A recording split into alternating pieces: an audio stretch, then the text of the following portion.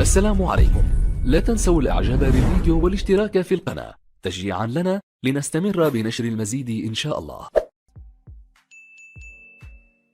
على قدم وساق تسير الاستعدادات لاستقبال مغاربة العالم في إطار عملية مرحبا 2023. ملايين المغاربة سيتوافدون على أرض الوطن لملاقاة الأهل والأحباب. سؤال الاستعدادات لعملية مرحبا طرح في قبة البرلمان في إطار الأسئلة الشفهية لمجلس النواب.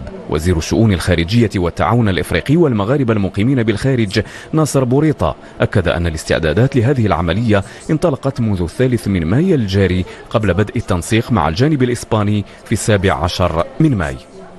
احنا بدينا في الاستعدادات، بدات على المستوى الوطني. كانت الاجتماع الأخير للجنة الوطنية لعملية عبور برئاسة وزارة الداخلية كانت في 3 مايو الماضي، وبدينا أول تنسيق مع الجانب الإسباني في 17 مايو، بحيث انعقدت اللجنة المشتركة المغربية الإسبانية المكلفة بعملية العبور، وبدات عملية التنسيق في إطار المحاور الأربعة اللي كنشتغلوا عليها دائما: كيفاش تكون الانسيابية والحركية، كيفاش تكون المواكبة، كيفاش يكون التواصل، كيفاش تكون اليقظة الصحية.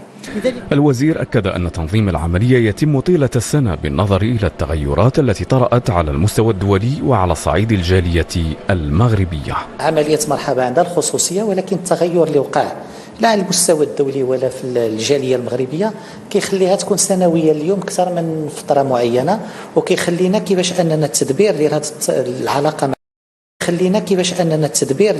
العلاقة مع الجالية ما يكونش فقط خلال شهرين، ولكن يكون خلال 365 يوم. وكان هذا هو التصور الخطاب الملكي اللي كان في 20 غشت الماضي. يذكر أن عدد المغاربة المقيمين بالخارج الذين زاروا المغرب في إطار عملية مرحبا 2022 تجاوز 3 ملايين، ما شكل رقما استثنائيا خصوصا بعد توقف العملية خلال فترة جائحة كورونا.